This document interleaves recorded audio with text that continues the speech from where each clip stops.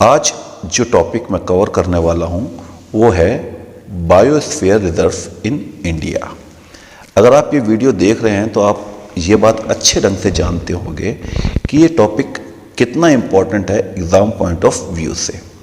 पर जैसा हम सोचते हैं एग्ज़ाम में क्वेश्चन अब उस हिसाब से नहीं आते।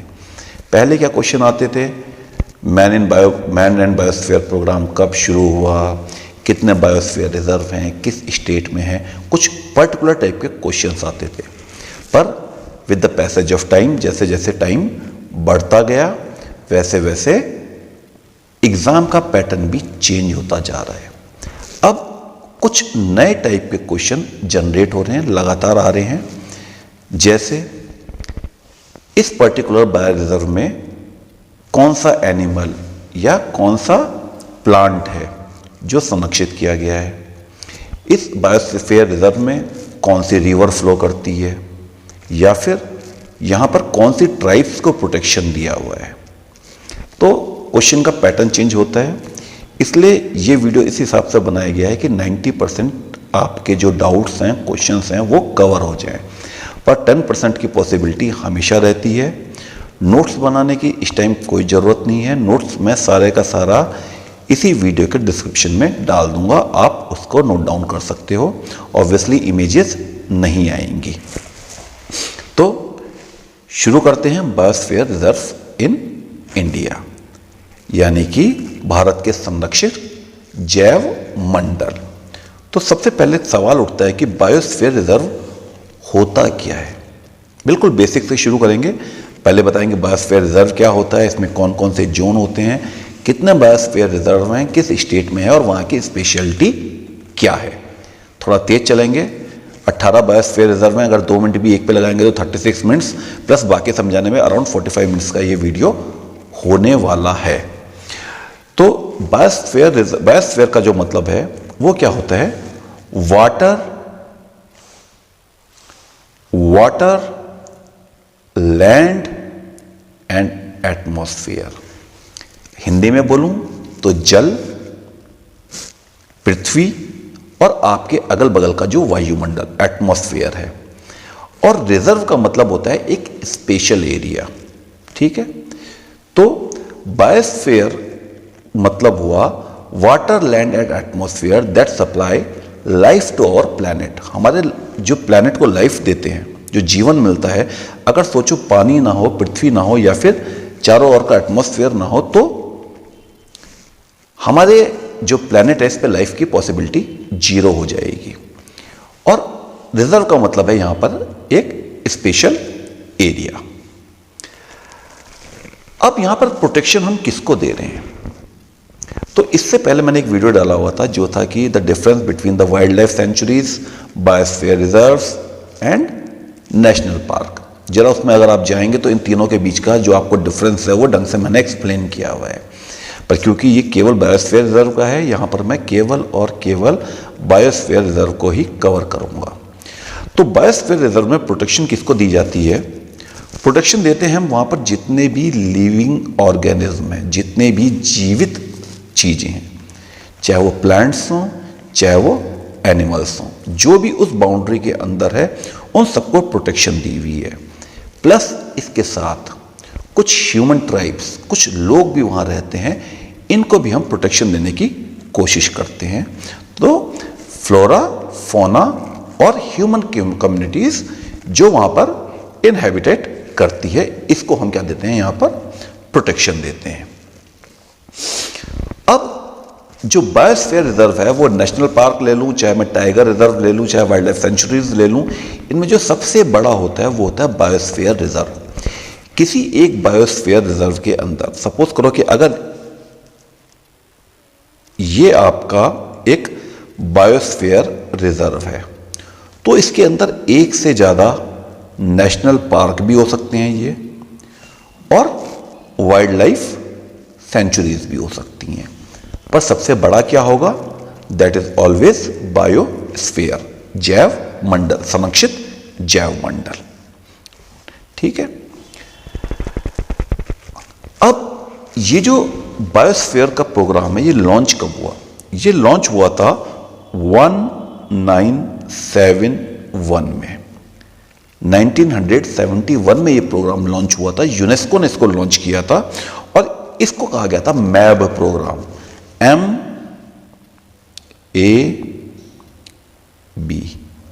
Map means man and biosphere. Biosphere मैंने आपको बताया था पृथ्वी, जल और वायुमंडल, और इसके साथ आदमियों को भी लेना है, एक पूरा बैलेंस बना के रखना है। तो इसको कहा गया था मैप प्रोग्राम और ये शुरुआत हुई थी 1971 में। किसने की थी आपकी? ये यूनेस्को ने की थी। अब एक्चुअली यहां पर कोई लॉ नहीं लगता, इस पे क्या है, IUCN की कैटेगरी 5 लगती है। तो ये क्वेश्चन बहुत इंपॉर्टेंट हो जाता है कि ये कौन सी, जो आपके बायोस्फीयर रिजर्व हैं, ये कौन सी कैटेगरी के अंदर प्रोटेक्टेड हैं। तो एज पर IUCN, International Union for Conservation of Nature, ने इसको कैटेगरी 5 के अंदर प्रोटेक्ट किया है। इससे पहले कैटेगरी 2 और 4 मैं आपको बता चुका हूं, कब? नेशनल पार्क और वाइल्ड लाइफ सेंचुरी के टाइम पे। इसके लिए आपको उसका वीडियो देखना पड़ेगा जो कि प्लेलिस्ट में पड़ा हुआ है। अब बायोस्फीयर रिजर्व मैंने आपको कहा किसी भी लॉ के अंदर कवर नहीं होते, और जो फर्स्ट बायोस्फीयर इस्टेब्लिश किया गया था वो किया गया था 1979 में, दुनिया का, इंडिया का नहीं। 71 में प्रोग्राम शुरू हुआ और 79 में पहला बायोस्फीयर रिजर्व इस्टेब्लिश किया गया। इंडिया में इसके भी लगभग 10 साल के बाद हुआ था, यानी कि 71 में लॉन्च हुआ था प्रोग्राम और उसके 15 साल के बाद 86 में इंडिया में पहली बार क्या हुआ था, बायोस्फीयर रिजर्व सबसे पहला बनाया गया था। अब बायोस्फीयर रिजर्व क्या है एक्चुअली में, अब अगर यही को मैं हमको कंक्लूड करना पड़े तो हम ये कहेंगे बायोस्फीयर रिजर्व एक ऐसी जगह है जहां पर मैन, हम एंड एनिमल्स, प्लांट्स इस तरीके से रहेंगे, इस बैलेंस अप्रोच के साथ रहेंगे कि ना तो हम उनको कोई हार्म करें, ना ही वो हमको कोई हार्म करे। अब structure of biosphere reserve, biosphere reserve जो होता है उसका स्ट्रक्चर कैसा होता है, तो इसके लिए आप एक ही डायग्राम देखो। एक्चुअली बायोस्फीयर रिजर्व में 3 जोन होते हैं। सबसे पहले अंदर का जोन जो होता है उसको कहते हैं हम कोर एरिया। ये जो आपका एरिया है, कौन सा? ये वाला, this is your core zone. अब कोर जोन में क्या होता है, जो भी आपके एंडेमिक प्लांट्स एंड एनिमल्स हैं जिनको सबसे ज्यादा खतरा है, इसको हम रखते हैं कोर जोन में। और कोर जोन में हम जल्दी से किसी को अंदर घुसने नहीं देंगे। आपको किसी भी हाल में उन प्लांट्स और एनिमल्स को, उस फ्लोरा और उस फौना को हार्म नहीं करने दिया जाएगा। और ये इंडिया का जो वाइल्ड लाइफ एक्ट है 1972 उसके हिसाब से है। तो इस जगह पर केवल और केवल हम एक काम कर सकते हैं। कहां पर? कोर जोन में। ये जो जोन है, केवल एक चीज देखो कि यहां पर एक कैमरा लगाया हुआ है, ये कैमरा था, ठीक है। यहां पर केवल और केवल मॉनिटरिंग हो रही है कि क्या कोई आदमी आके, कोई बाहर से किसी भी चीज से आकर यहां पर यहां का जो प्लांट्स एनिमल्स हैं इनको हार्म तो नहीं पहुंचा रहा। यहां पर लोगों को रहने की, घूमने की ऐसी कोई आजादी नहीं है। यहां पर केवल और केवल, ध्यान में रखना, कोर जोन में केवल और केवल प्लांट्स रहेंगे या फिर एनिमल्स रहेंगे। इसमें कोई भी ह्यूमन इंटरफेरेंस नहीं होगा। बहुत ही ज़्यादा ये साइंटिफिक इंटरेस्ट की जगह होती है, क्योंकि सारे प्लांट्स और एनिमल्स कौन से हैं जो एंडेमिक हैं, जो खत्म हो सकते हैं, खत्म होने वाले की सीरीज में, लगभग विलुप्त होने वाले हैं। दूसरा जोन जो आता है वो आता है बफर जोन। कोर जोन के बाद, कोर जोन के बाद ये आया बफर जोन, आया आपका यहां तक, ये वाला जो पार्ट है ग्रीन में हल्का सा चेंज कलर, ठीक है। ये आपका क्या है, दूसरा जोन क्या है इसका, बफर जोन। बफर जोन क्या है, कोर जोन को सराउंड करता है, इसको घेरा हुआ रखा हुआ है किसने, बफर जोन ने। क्यों? ताकि आप लोग सीधे कोर जोन तक ना पहुंच पाओ। इसके लिए यहां पर थोड़ी बहुत एक्टिविटीज होती हैं, पर बेसिकली वो एक्टिविटीज क्या होती हैं? That is research and educational activities. आप वहां पर साइंटिस्ट जाते हैं, रिसर्च करते हैं और एजुकेशनल एक्टिविटीज होती हैं। इसके अलावा यहां पर कुछ भी करने की परमिशन नहीं होती। तो ये होता है आपका इस एरिया में। यहां पर हम लिमिटेड टूरिज्म कर सकते हैं, बहुत ही लिमिटेड टूरिज्म, फिशिंग, ग्रेजिंग कर सकते हैं, पर हमें बचाना किसको है? कोर जोन को बचाना है। तो यहां पर आपका क्या क्या हुआ आप देखो तो सबसे पहले हमने क्या किया? यहां पर रिसर्च एंड एजुकेशन किया हमने। उसके बाद क्या किया? लिमिटेड टूरिज्म किया, और थोड़ा बहुत जो फिशिंग, ग्रेजिंग वगैरह थी वो हम करते रहेंगे। क्यों करते हैं? ताकि कोर जोन पे ज्यादा इफेक्ट ना आ पाए, नहीं तो आदमी क्या करेगा? सीधे अंदर घुस जाएगा कोर जोन के। और इसके बाद तीसरा, जो कि हमारा MAB program, man and biosphere programme का कंसेप्ट था कि आदमी और नेचर के बीच में एक बैलेंस। नेचर में मैं इंक्लूड कर रहा हूं फ्लोरा को भी और फोना को भी। तो यहां पर हम काफी कुछ कर सकते हैं। यहां पर क्या है? इसको हम जोन ऑफ कोऑपरेशन भी कहते हैं। यहां पर ह्यूमन सेटलमेंट भी रहते हैं, यहां पर खेती भी होती है, यहां पर फिशिंग भी होती है, यहां पे ट्राइब्स रहती हैं, ग्रेजिंग भी होती है, उनका सोशल इकोनॉमिक डेवलपमेंट भी हम लोग करते हैं। ये सब चीजें इस एरिया में होती हैं। किस चीज को ध्यान में रखते हुए? कि फ्लोरा और फोना को नुकसान ना पहुंचे। उम्मीद करता हूं यहां तक आपको समझ में आ गया होगा कि कौन सा कोर जोन है, कौन सा बफर जोन है, कौन सा ट्रांजिशन जोन, जिसे हम क्या एक चीज और भी क्या कह सकते हैं? जोन ऑफ कोऑपरेशन भी कहते हैं, ये होता है। चलिए आगे बढ़ते हैं। इसके बाद आता है बायोस्फीयर के क्या फंक्शन है। बायोस्फीयर को किसी ना किसी काम के लिए हमने बनाया होगा। तो सबसे पहला जो इसका काम है, सब ले आता हूं मैं ऊपर, फिर बढ़ जाएंगे आगे, ताकि किसी को अगर स्क्रीनशॉट लेने की इच्छा हो तो वो स्क्रीनशॉट ले ले। सबसे पहला काम है कंजर्वेशन। किसको बचाना है? जो भी एंडेमिक प्लांट्स हैं, जो भी अपने एनिमल्स हैं, इन सबको बचाना है। एक ह्यूमन कॉन्फ्लिक्ट से बचाना है। जैसे एक टाइग्रस थी अग्नि, वो क्या हुई? मैन ईटर हो गई, वो आदमियों को खाने लग गई। जब आदमियों को कोई जानवर खाएगा तो उम्मीद करते हैं आदमियों से भी कि वो उसका बदला लेंगे। उन्होंने क्या किया? अग्नि को मार दिया, तो एक एनिमल खत्म हो गया। अगर हम देखें तो हम उनके इलाके में घुसे, हम कोर जोन के अंदर घुसे, तो उसने क्या किया? आदमियों को खाया। इसलिए हमने एक बीच में बफर जोन डाल दिया, ताकि जो आदमी और एनिमल का कॉन्फ्लिक्ट है वो हम काफी हद तक बचा पाए। आज भी आप सुनते होंगे कुछ गांवों में शेर ने इसको खा दिया, बाघ ने इसको खा दिया, और उन्होंने उस जानवर को मार डाला। तो जानवर को तो अपने रहने की जगह चाहिए। अगर हम उसके इलाके में घुसेंगे तो वो भी रिटेलिएट करेगा, हम भी रिटेलिएट करेंगे, जो एक गलत प्रोसेस है, लंबा प्रोसेस है, नहीं चलना चाहिए। दूसरी चीज क्या है इसका? डेवलपमेंट। डेवलपमेंट किसका? जो भी वहां पर रह रहे हैं, अपनी ट्राइब्स रह रही है, उनका सोशियो इकोनॉमिक, सोशली उनका डेवलपमेंट करना है और इकोनॉमिकली पैसे से उनका डेवलपमेंट करना है। उस हिसाब से वहां पर हमें चीजें बनानी है। और तीसरा क्या है? Logistic support. लॉजिस्टिक कहते हैं यहां से वहां सामान लाना ले जाना, इसको लॉजिस्टिक कहते हैं। तो हमको क्या वहां पे एजुकेशन देनी है, ट्रेनिंग देनी है, मॉनिटरिंग करनी है, तो इसके लिए हमको क्या चाहिए होता है? एक लॉजिस्टिक सपोर्ट चाहिए रहता है। तो ये 3 फंक्शन है। अगर एग्जाम में आ जाएं तो लिख देना, conservation, development and logistic support. ये 3 काम किसके हैं? बायोस्फीयर रिजर्व, संरक्षित जैव मंडल के। ठीक है।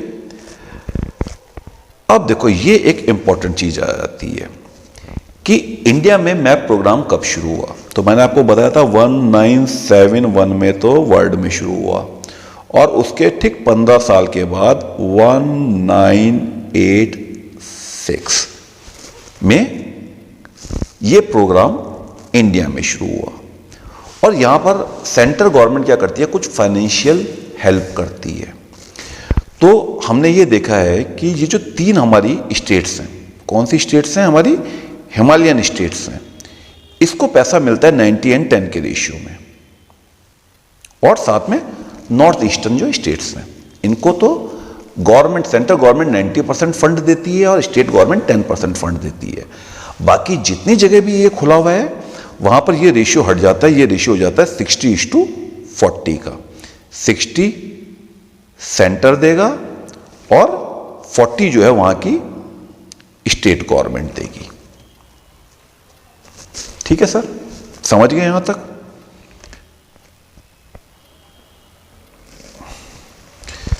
अब स्टेट गवर्नमेंट क्या करती है, एक मैनेजमेंट एक्शन प्लान बनाती है जिसको सेंटर की जो मैब कमेटी है, centre MAB, man and biosphere committee, वो मॉनिटर करती है।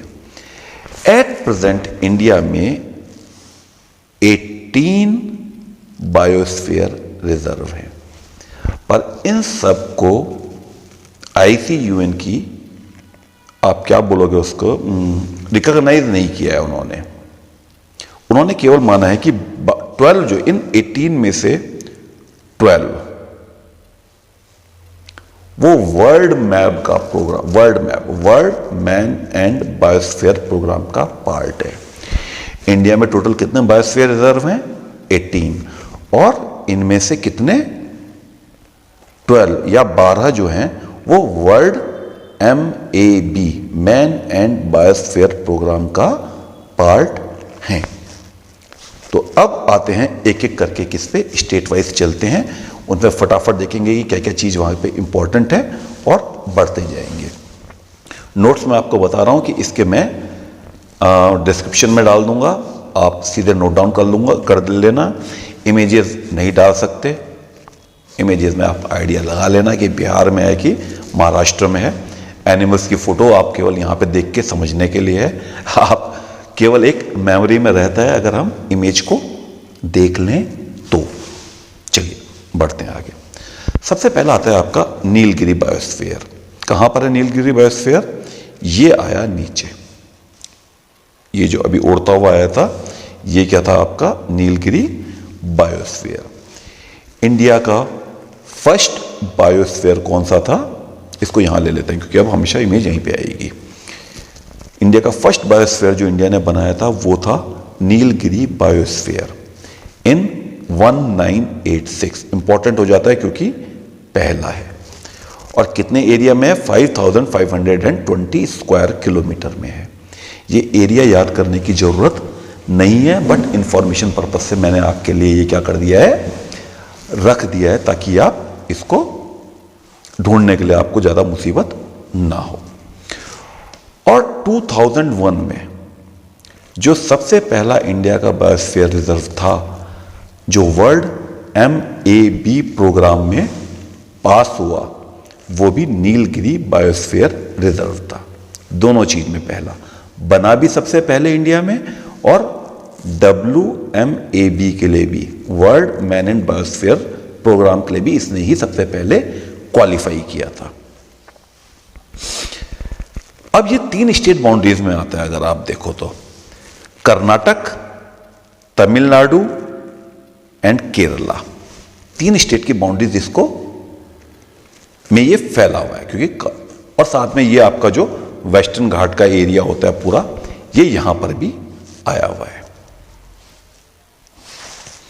अब इसके आते हैं कि इसमें बेसिक कौन कौन से की एनिमल्स कौन कौन से हैं इसके। तो इसके की एनिमल्स हैं एक रॉयल टेल्ड मैकाक, यानी कि शेर की पूंछ वाला मकाक, एंड नीलगिरी ताहार। यहां पर आपके डायग्राम पिक्चर में आ जाते हैं। ये रहा आपका lion tailed macaque and Nilgiri ताहार।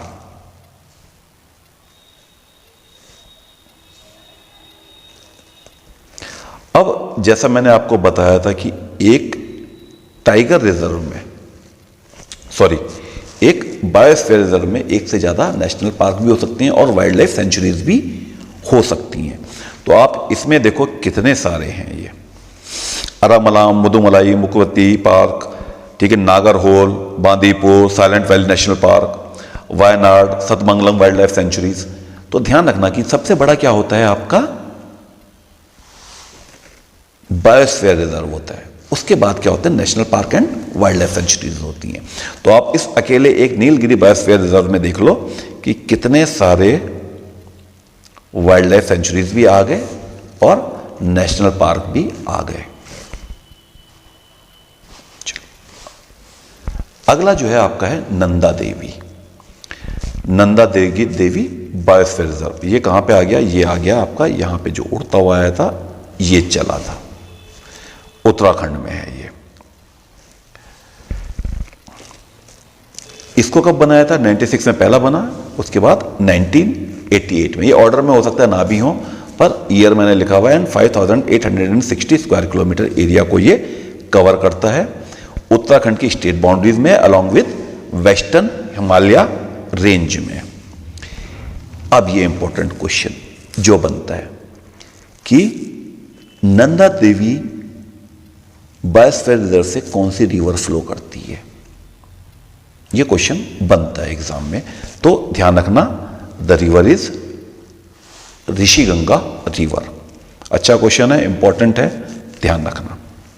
यूनेस्को ने इसको एक वर्ल्ड हेरिटेज साइट भी घोषित किया हुआ है।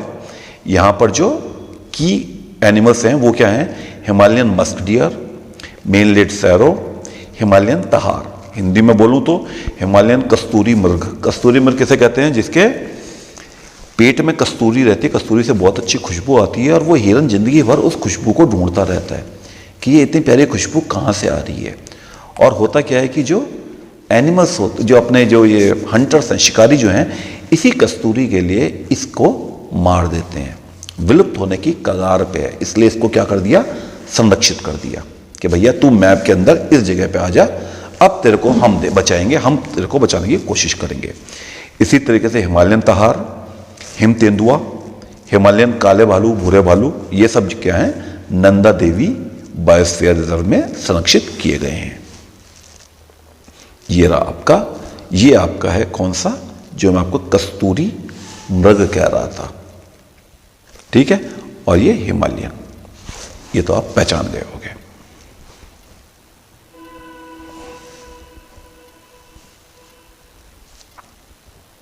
इसके बाद आता है, अगला आता है नोकरेक, ठीक है। ये आया आपका नोकरेक, उड़ता हुआ आया, देख लिया कहां पे आया। ये भी 1988 में बना था, केवल 820 स्क्वायर किलोमीटर एरिया में फैला हुआ है। पड़ता कहां है? मेघालय में पड़ता है। और क्वेश्चन को अगर थोड़ा घुमाया जाए या पूछा जाए तो गारो हिल्स में पड़ता है, ठीक है। तो ये क्वेश्चन को घुमाने का तरीका है कि सीधे ना पूछ के ऐसे पूछता है गारो हिल्स के पास कौन सा बायोस्फीयर रिजर्व है। अब आपने स्टेट याद की हुई है, आपने उसके नाम याद किए हुए हैं, पर आपको गारो हिल्स नहीं मालूम, आप फंस गए। तो अब एग्जामिनर कभी भी आपसे सीधे क्वेश्चन नहीं पूछेगा, ये उम्मीद मत रखना, क्योंकि नौकरी है कम, आदमी है ज्यादा। सर्वाइव वही करेगा, जो बेस्ट होगा वही बच पाएगा। अब यहां का जो की फौना है वो क्या है? रेड पांडा, लाल पांडा। कैसा दिखता है? बड़ा खूबसूरत दिखता है, ये देखो। इसको इधर कर दें जरा सा, छोटा सा प्यारा सा। ये है आपका क्या? रेड पांडा है। ये यहां का की फौना है। इसके अलावा और भी कुछ स्पीसीज हैं, इनके नाम नोट डाउन कर लेना, क्योंकि बोल के सीधे याद नहीं होंगे। Hoolock gibbon, big tailed macaque, stump tailed macaque, ये सब यहां के की फौना हैं जिनको हम बचाने की कोशिश कर रहे हैं। मांगता है तो बीच बीच में स्क्रीनशॉट लेते रहना, आपके लिए अच्छा रहेगा नोट्स के लिए। उसके बाद जो अगला आता है वो आता है ग्रेट निकोबार बायोस्फीयर रिजर्व। ये आया आपका यहां पर, ठीक है। ये 1989 में बनाया गया और 885 किलोमीटर तक फैला हुआ है, स्क्वायर किलोमीटर तक। कहां पड़ता है? अंडमान। ग्रेट निकोबार को आप सीधे से, अब कोई आपसे ये नहीं पूछेगा कि ग्रेट निकोबार आइलैंड कहां पर है, क्योंकि आप आंख बंद करके भी बता दोगे कि अंडमान और निकोबार में। तो अगर आप सोचते हो कि एग्जामिनर ये पूछने वाला है तो अपनी सोच को थोड़ा सा बदल लो। हाँ, सवाल ये आ सकता है कि यहाँ का की फौना क्या है, जिसका नाम मैंने ये दे दिया आपको, सॉल्ट वाटर क्रोकोडाइल। दिखता कैसे है, अगर ये देखना है तो इस टाइप का कुछ दिखता है। इसके अलावा इंपॉर्टेंट चीज क्या है कि यहां पर कौन सी ट्राइब्स रहती हैं जिनको प्रोटेक्शन मिला हुआ है। तो ये 2 ट्राइब्स हैं, इनको याद कर लेना अपने दिमाग में। पक्का पक्का पक्का किसी ना किसी एग्जाम में आपको ये क्वेश्चन मिल जाएगा। निकोबारीज एंड शोम्पेन ट्राइब, ये 2 ट्राइब्स क्या हैं, the great Nicobar biosphere reserve में प्रोटेक्टेड की गई हैं, बचाने की कोशिश की गई है। अब इसके बाद आता है गल्फ ऑफ मन्नार। कहां पे पड़ा गल्फ ऑफ मन्नार, नीचे से है, ये सीधे यहां पर आ गया, दिख गया होगा आपको, नहीं दिखा तो दिखा देता हूं।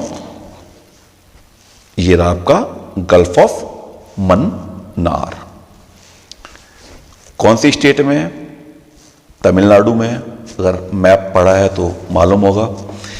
कब बनाया, 1989 में बनाया गया।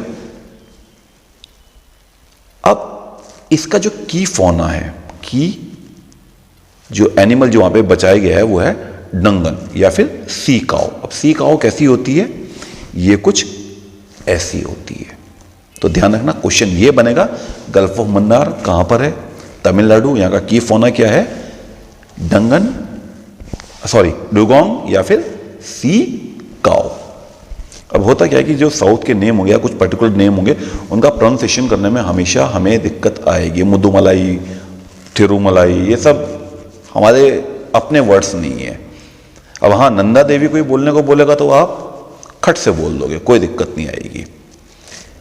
दूसरी इंपॉर्टेंट चीज यहां पे क्या है, कोरल रीफ्स, ठीक है, याद रखना इस चीज को। उसके बाद आता है सुंदरबन। सुंदरबन कहां पड़ता है, सबको पता होना चाहिए, वेस्ट बंगाल में पड़ता है। ये आया सुंदरबन बायोस्फीयर रिजर्व। ये भी 1989 में बन गया था। और क्यों इंपॉर्टेंट है, वेस्ट बंगाल में है और गैंगटिक डेल्टा का पार्ट है। वर्ल्ड का सबसे बड़ा डेल्टा कौन सा, सुंदरबन डेल्टा। कौन सा एनिमल यहां पर रहता है, आंख बंद करके याद रखना, बता देना भैया, रॉयल बंगाल टाइगर्स यहीं पे मिलते हैं। ये रहा इसका की फौना, रॉयल बंगाल टाइगर्स। अगर फोटो देखनी है तो ये आपके क्या हैं, रॉयल बंगाल टाइगर की फोटो है। अब दुनिया का सबसे बड़ा मैनग्रोव फॉरेस्ट, मतलब हल्के से जो आप क्या कहोगे दलदल सा होता है, उसमें जो फॉरेस्ट होता है, हल्की सी जड़ें बाहर निकली रहती हैं, उनको मैनग्रोव फॉरेस्ट कहते हैं। तो जो लार्जेस्ट मैनग्रोव फॉरेस्ट पाए जाते हैं, पाया गया है, वो सुंदरबन डेल्टा में है। ये हमारा एक बायोस्फीयर रिजर्व है, वर्ल्ड का सबसे बड़ा डेल्टा है, रॉयल बंगाल टाइगर यहाँ पर है। और दुनिया में केवल अकेली ऐसी जगह है, ऐसा मैनग्रोव फॉरेस्ट जहां पर रॉयल बंगाल टाइगर मिलता है, वो सुंदरबन वाइल्ड लाइफ अपना बायोस्फीयर रिजर्व है। यूनेस्को की वर्ल्ड हेरिटेज साइट है, रामसर साइट है। तो कितना इंपॉर्टेंट ये है, ये आप समझ लेना, ध्यान कर लेना, ठीक है। इसके बाद जो अगला आता है वो आता है आपका क्या, सिंपली पल। ये कहां पे है, ले आओ भैया सिंपली पल को, ये आ गया सिंपली पल, उड़ीसा में है। कब बना था, 1994 में बना था। अपना यहां यहीं पर अगर हम देखें तो डेक्कन पेनिनसुला भी आता है। तो ये it is a part of Deccan peninsula और उड़ीसा में भी है। तो डेक्कन पेनिनसुला के नाम से क्वेश्चन को थोड़ा सा घुमाया जा सकता है। इसके बाद यहां पर भी क्या मिलते हैं, रॉयल बंगाल टाइगर मिलते हैं और वाइल्ड टाइगर्स मिलते हैं इसमें। और भी बहुत सारे, चौरासिंगा भी है, ये सब भी है, एशियन एलिफेंट्स भी हैं। बट जो बेसिक इंपॉर्टेंट है, ये सब एनिमल्स याद कर लेना, पूछ लेता है, कई बार पूछ लेता है एग्जाम में। ये चीज सबसे इंपॉर्टेंट, कौन कौन से वाटरफॉल्स हैं जो इस बायोस्फीयर में हैं। तो एक कौन सा है, सबसे पहले कौन सा आ गया आपका, जोरांडा, JORANDA, जोरांडा। और दूसरा बारेही पानी फॉल्स। तो क्वेश्चन आया तो बायोस्फीयर रिजर्व से ही, पर ना उसने स्टेट पूछी ना उसने एनिमल पूछा। उसने क्या पूछ दिया कि जोरांडा वाटरफॉल कहां पर है, और 4 बायोस्फीयर रिजर्व के नाम दे दिए। फंस गए आप, पढ़ा लिखा पूरा बर्बाद। तो कोशिश करो कि अगर आधा घंटा ये वीडियो में देखने में लगाया तो कम से कम 3 घंटा इस टॉपिक को सर्च करो और इसके हर क्वेश्चन को ढूंढने की कोशिश करो, क्योंकि एग्जामिनर का कोई भरोसा नहीं कि वो उस दिन किससे लड़के आया हुआ है जब वो पेपर सेट कर रहा है। अगर वो घर से लड़के आया हुआ है तो वो ऐसा क्वेश्चन सेट करेगा कि आप कितनी भी कोशिश कर लो, आपके तोते उड़ने वाले हैं। अब सिंपलीपल, इसका नाम सिंपलीपल क्यों रखा गया? तो वो एक ट्री के नाम पर रखा गया, सेमल ट्री, जिसको रेड सिल्क कॉटन ट्री भी कहते हैं। एक और क्वेश्चन बन गया, सिंपलीपल बायोस्फीयर रिजर्व को सिंपलीपल क्यों कहते हैं? Because on the name of सेमल ट्री या फिर रेड सिल्क कॉटन ट्री। तो क्वेश्चन कुछ भी बन सकता है, कहानी क्या है कि बनाने वाले के दिमाग में क्या है। और जो चीज मैं आपको हमेशा से कह रहा हूं कि बहुत सारे नेशनल पार्क और wild life sanctuary, tiger reserve किसी एक बायोस्फीयर में होते हैं, तो इसमें भी हैं। ठीक है, सिंपलीपल टाइगर रिजर्व है, हडगार्ड वाइल्ड लाइफ सेंचुरी है, कुलदिया वाइल्ड लाइफ सेंचुरी है, ये सब हैं। तो ये सब ध्यान रखना कि ये सब it is a part of क्या, सिंपलीपल बायोस्फीयर रिजर्व। बायोस्फीयर रिजर्व सबसे बड़ा होता है, बार बार बोल रहा हूं ताकि दिमाग से ना निकले। और ये फिर बना सबसे इंपॉर्टेंट क्वेश्चन तैयार, कौन सी ट्राइब्स यहां पर रहती हैं। अब इसका प्रोनाउंसिएशन फिर वही वाली कहानी की थोड़ा सा मुश्किल है, तो आप केवल इतना याद रखना, रेंगा और मैनकिडियास, एरेंडा एंड मैनकिडियास ट्राइब जो हैं वो कहां रहती हैं, सिंपलीपल बायोस्फीयर रिजर्व में रहती हैं। इसके बाद आता है पंचमढ़ी, कहां पर है? ये आया पंचमढ़ी, मध्य प्रदेश में। मध्य प्रदेश में 3 बायोस्फीयर रिजर्व हैं, तीनों के तीनों 12 की लिस्ट में है। 18 में से जो 12 चूज किए हुए हैं यूएन ने, उस लिस्ट में तीनों के तीनों मध्य प्रदेश के आते हैं। पंचमढ़ी सबसे पहला, पंचमढ़ी से शुरू करते हैं। 99 में बनाया गया था, मध्य प्रदेश में इसकी बाउंड्री है, आपको बता ही दिया है। इसमें क्या मिलता है, giant squirrel and flying squirrel मिलती है, गिलहरी। ये इनकी फोटो आ गई आपकी, giant squirrel and flying squirrel की फोटो आ गई। थोड़ा तेजी से चल रहा हूं क्योंकि टाइम की हमेशा बाउंडेशन है, जल्दी खत्म करने की कोशिश करेंगे। ठीक है, कौन कौन से इसमें नेशनल पार्क हैं? तो इसमें नेशनल पार्क हैं बोरी, Pachmarhi and Satpura national park. ये तीनों नेशनल पार्क इसमें है, पंचमढ़ी बायोस्फीयर रिजर्व में है। इसके बाद आता है कंचनजंगा। कंचनजंगा कहां पे पड़ता है? ये पड़ा ऊपर आके, कौन सा स्टेट है ये? मैप पढ़ा है तो आपको पता है कि ये है सिक्किम में है। ठीक है, एंड वेस्टर्न हिमालयाज में पड़ता है, 2000 में बनाया गया। अब यहां पर क्या है, red panda and snow leopard. क्या मिल रहा है यहां पे इंपॉर्टेंट चीज, बस वो कौन सी स्टेट में क्या मिल रहा है, क्या क्या इंपॉर्टेंट है, कौन सी ट्राइब्स, कोई रिवर, ये सब क्वेश्चन में पूछेंगे। फोटो देखनी है, रेड पांडा की दिखाई दी आपको, दोनों दिखाई हुई है। ये चीज एक और इंपॉर्टेंट आ गई कि यहीं पर कौन सा ग्लेशियर है, जेमू ग्लेशियर है। देखो बन गया एक नया क्वेश्चन कि कंचनजंगा बायोस्फीयर रिजर्व में कौन सा ग्लेशियर है, तो ये आ गया आपका जेमू ग्लेशियर। और दूसरा क्वेश्चन बन गया कौन सा आपका, कौन सी ट्राइब्स है, तो आगे आपकी लेप्चा ट्राइब आ गई। और यहां पर एक मॉन्स्ट्री भी है जो बहुत ही इंपॉर्टेंट है, जो कि है थोलुंग मॉन्स्ट्री है, ध्यान रखना। और इंडिया का पहला मिक्स वर्ल्ड हेरिटेज साइट है, तो इंपॉर्टेंट हो जाता है इंडिया की पहली मिक्स वर्ल्ड हेरिटेज साइट कौन सी है, कंचनजंगा, जोंगा है इसका नाम, बायोस्फीयर रिजर्व। आगे बढ़ते हैं, अगस्तमलाई बायोस्फीयर रिजर्व। अब ये अगस्तमलाई आपको नाम से याद है कि मलाई कौन खाते हैं, नीचे के लोग खाते हैं। मलाई जहां भी आ जाए समझ जाओ कि कहाँ की बात कर रहे हैं हम, केरला तमिलनाडु की बात कर रहे हैं। तो अगस्तमलाई बायोस्फीयर रिजर्व कहाँ कहाँ पे किस किस स्टेट में आता है? 2 स्टेटों में पड़ता है, केरला एंड तमिलनाडु। और कौन से घाट पे? वेस्टर्न घाट पे। ये आपका ईस्टर्न घाट है इधर, और इधर जो है वेस्टर्न घाट है। तो वेस्टर्न घाट में ये पड़ता है। थोड़ा तेज चल रहा हूँ मुझे पता है, क्योंकि बाउंडेशन है टाइमिंग की। इसका जो की फोना है वो क्या है? एलिफेंट एंड नीलगिरी पहाड़ है, जहां तक मेरे को ध्यान पड़ रहा है। दोनों की फोटो मैं आपको पहले दिखा चुका हूं। अब इसमें फिर बहुत कुछ कई सारी वाइल्ड लाइफ सेंचुरीज आती हैं। तो नयार, पपाया, ये सब वाइल्ड लाइफ सेंचुरीज आती हैं। इसको याद रखना, ये फॉरेस्ट, शोला फॉरेस्ट, ये इंपॉर्टेंट क्वेश्चन बन गया है। और उसके बाद कानीकरण ट्राइब किस में रहती है? अगस्तमलाई बायोस्फीयर रिजर्व में रहती है। जो अगला बायोस्फीयर रिजर्व है वो क्या है? अचानक कमार, या ये कहां पर है? अमरकंटक में है। अमरकंटक क्यों? ये अमरकंटक, फिर वहीं पे मध्य प्रदेश जो 3 थे, पहला पंचमढ़ी पड़ा था, अगला क्या है? अमरकंटक है। केवल 2005 में बना था। 3835 स्क्वायर किलोमीटर एरिया है। 3 स्टेट की बाउंड्रीज में, 2 स्टेट की बाउंड्रीज में पड़ता है। मध्य प्रदेश अगर आप देखो तो ये देखो, ये यहां पे पड़ रहा है आपका, ये वाला मध्य प्रदेश एंड छत्तीसगढ़ की बाउंड्री में पड़ता है, और मैकाल हिल्स पे पड़ता है। तो मैकाल हिल्स एक इंपॉर्टेंट पॉइंट हो गया क्वेश्चन बनाने वाले के लिए। अगर आप एग्जामिनर हो तो ध्यान रखना कि आप कभी भी ये मत सोचना कि ये पूछेगा मध्य प्रदेश और अचानक कमार, वो उसके अंदर का कुछ ना कुछ पूछेगा, और एग्जामिनर के दिमाग से सोचो कि वो क्या पूछ सकता है।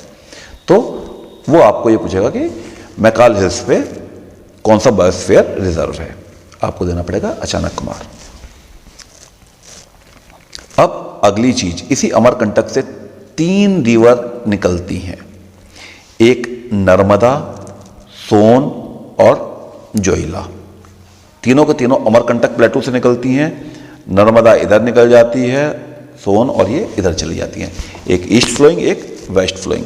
रिवर्स जब पढ़ाई थी उसमें बताया था बड़े लंबे चौड़े तरीके से, नहीं देखा तो देख लेना।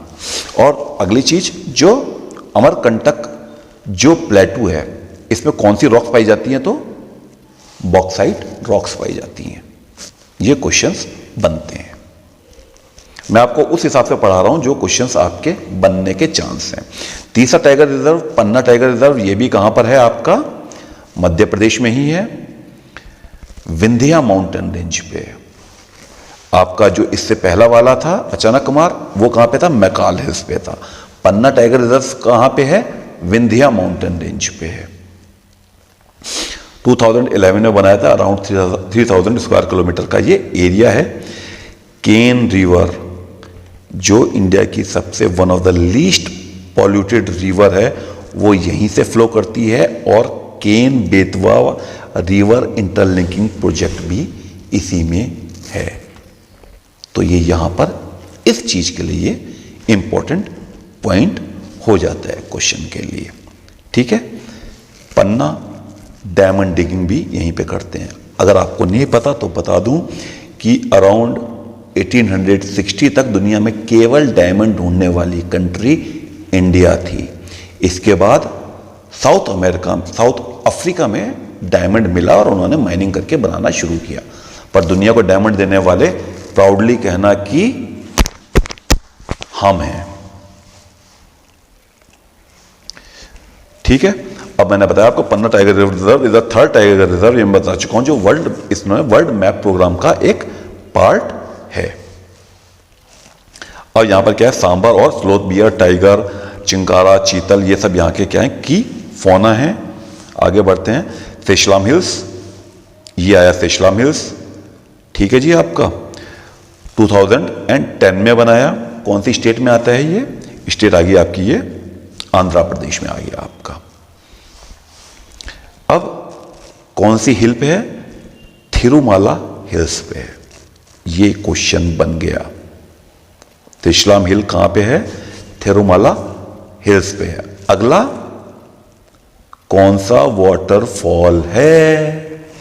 तो ये कौन सा है? मालवड़ी गुंडम वाटरफॉल जो है वो इसी में है। क्वेश्चन ऐसे ही बनेंगे। क्वेश्चन सीधे अब नहीं बनेंगे। अगर आप सोच रहे हो और सीधा सीधा पढ़ रहे हो तो भैया या तो पढ़ने का तरीका चेंज कर दो या एग्जाम देना बंद कर दो। जो तुम्हारी इच्छा हो वो करना, कोई दिक्कत नहीं है, पर पढ़ने का तरीका चेंज करना, एग्जाम देना मत छोड़ना। अब यहां पर क्या मिलता है, किस चीज, कौन सा फोना मिलता है, स्लेंडर लॉरिस, या जिसे पतला लॉरिस भी कहते हैं। ये देखो, ये रहा, ये इसकी फोटो आ गई। अब यहां पर क्या है, लार्ज रिजर्व का किस चीज का है, रेड सैंडलवुड, जो लाल जो चंदन की लकड़ी होती है, जिसको हम मेडिकल पर्पस से, सोप पर्पस से और अपने पूजा में जो चंदन यूज करते हैं, वो सब कहां पे होती है, सिशलाम हिल्स में, इसी जगह पे पाई जाती है वो चीज। अगला आता है कोल्ड डेजर्ट। कोल्ड डेजर्ट कहां पे होगा भाई जी, ऊपर ही होगा, ठंडे इलाके में, जम्मू कश्मीर में नहीं है मगर है, कहीं इसको जम्मू कश्मीर में ले जा लो। तो 2009 में इसको बनाया था, 7,770 स्क्वायर किलोमीटर का है और हिमाचल प्रदेश में है, along with western Himalaya range में। ये देखो, ये आ गया आपका कौन सा, कोल्ड डेजर्ट। अब कोल्ड में क्या क्या रहेगा, जो स्नो लेपर्ड, जो आपके कैसे स्नो में रहने वाले होते हैं एनिमल्स, वही यहां पर रह पाएंगे। अब यहां पर ये देखो, फिर से नेशनल पार्क और वाइल्ड लाइफ सेंचुरीज हैं, इनको याद कर लेना क्योंकि ये याद करने की चीज है। पिन वैली नेशनल पार्क, ये सब जो है आपको याद करना है, लिखा हुआ है, स्क्रीनशॉट ले लो और रट लो, क्योंकि ये क्वेश्चन बनते हैं कि इसके अंदर कौन सी है। अब इसके बाद आता है ग्रेट रन ऑफ कच्छ। ये अच्छा है, इंपॉर्टेंट है। ये कहां पर है, कौन सी स्टेट में है, गुजरात में है आपका।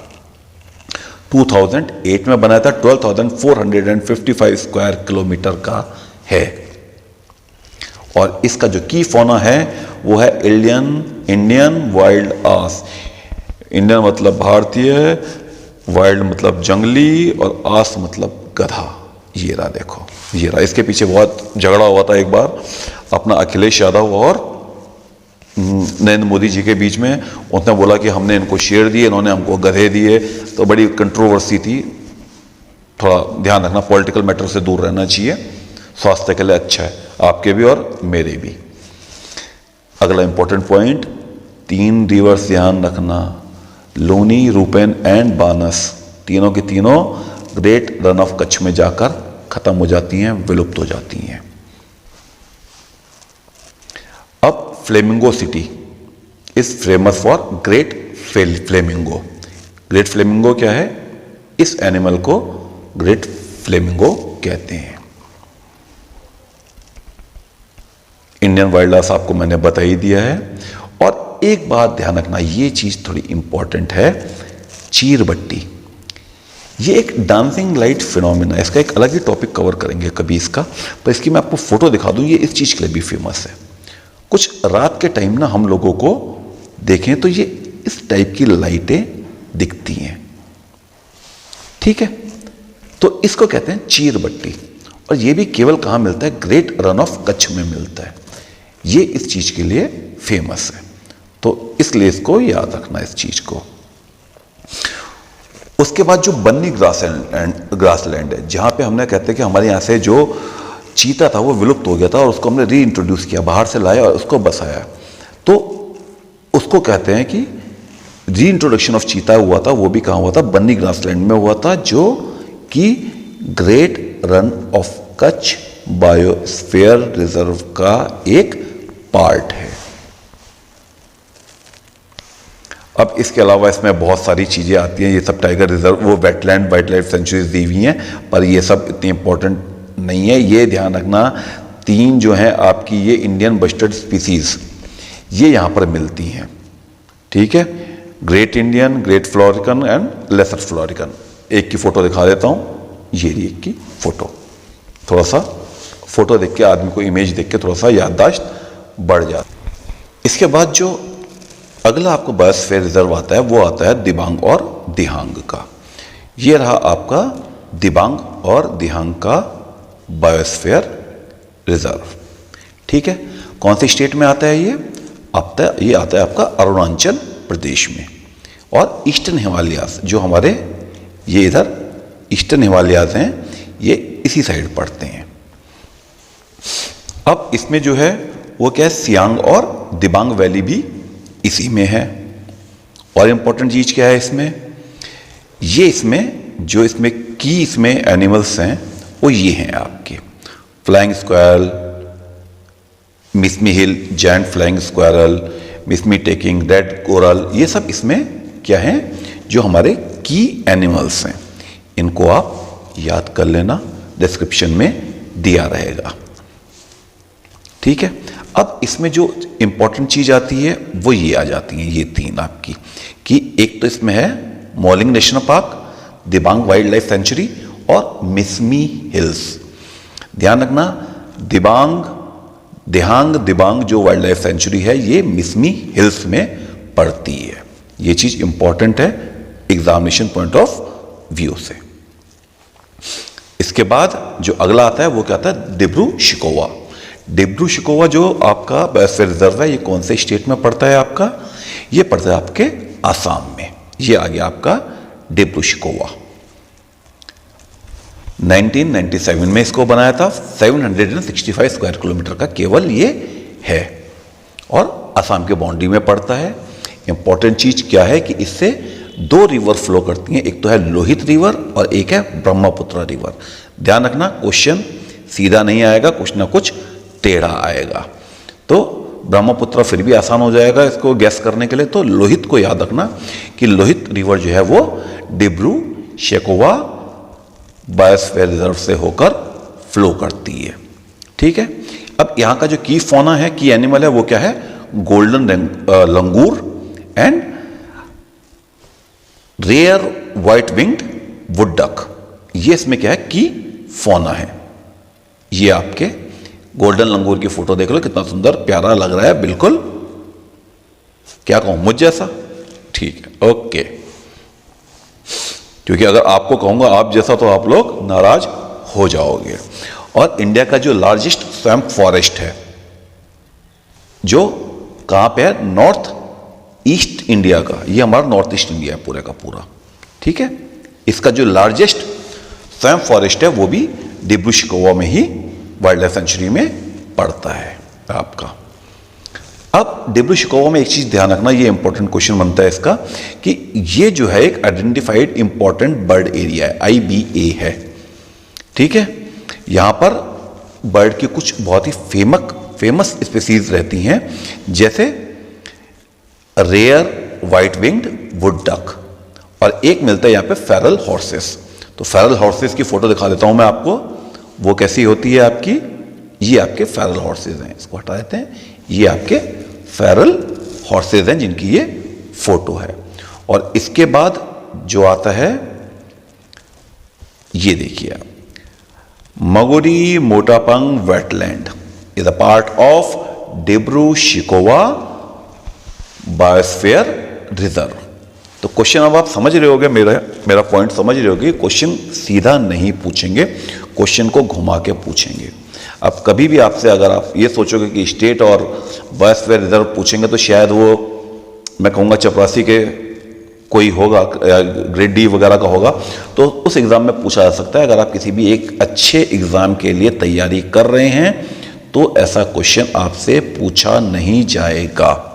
तो टफ क्वेश्चंस के लिए तैयार रहें। इसके बाद आता है लास्ट है हमारा क्या, मानस बायोस्फीयर रिजर्व। ये आया मानस बायोस्फीयर रिजर्व, ये भी कहां पर है आपका, आसाम में और ईस्टर्न हिमालयाज में पड़ता है। 1989 में बनाया था, 2837 स्क्वायर किलोमीटर में ये फैला हुआ है। ठीक है, अब ध्यान में रखना, इसके बगल में ही क्या है, भूटान का रॉयल मानस नेशनल पार्क है। उनका जो रॉयल मानस नेशनल पार्क है वो भी इसी के बगल में, मानस रिवर फ्लो करती है एक्चुअली, ये सब उसी के पास आसपास पड़ते हैं ये। तो रॉयल मानस नेशनल पार्क भूटान का याद रखना।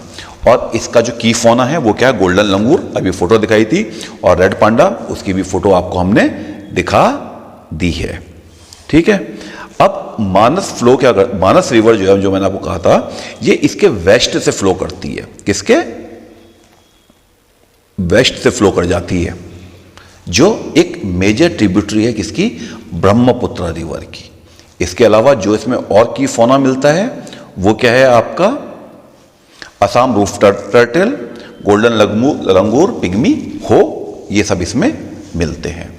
तो इसके साथ हमारा ये टॉपिक है बायोस्फीयर रिजर्व ऑफ इंडिया, ये खत्म होता है।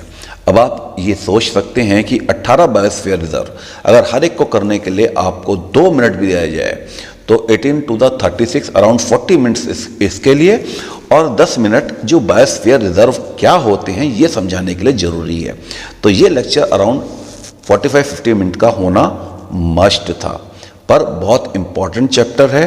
इन डेप्थ पढ़िए और नोट्स मैंने आपको बोला डिस्क्रिप्शन में दे ही दूंगा, पर इसके अलावा अपने और से ढूंढिए। ये सोचिए आप अपने को अपनी जगह मत रखिए, आप अपने को एग्जामिनर की जगह पर रखिए कि वो आपसे किस हद तक पूछ सकता है। आपको अपने आप को उस हद तक तैयार करना है। और अगर आप ये सोचते हैं कि कोई भी अकेला वीडियो या बुक या नोट्स आपको एग्जाम में पूछे जाने वाले सारे क्वेश्चंस और सारे आंसर दे सकता है, तो मैं लिख के देता हूं कि ऐसा कोई पैदा नहीं हुआ है। तो अगर आपको यहां पे 30, 40, 50% मिला है तो 50% अटेम्प्ट आपको करना पड़ेगा।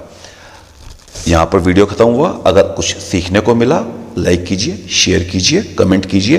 कुछ अगर गलत लगा, कोई इंफॉर्मेशन गलत है तो पक्का कमेंट में एक बार डालिए, उसको मैं करेक्ट करने की कोशिश करूंगा। अगले वीडियो तक के लिए थैंक यू वेरी मच। फिर मिलते हैं ब्रेक के बाद।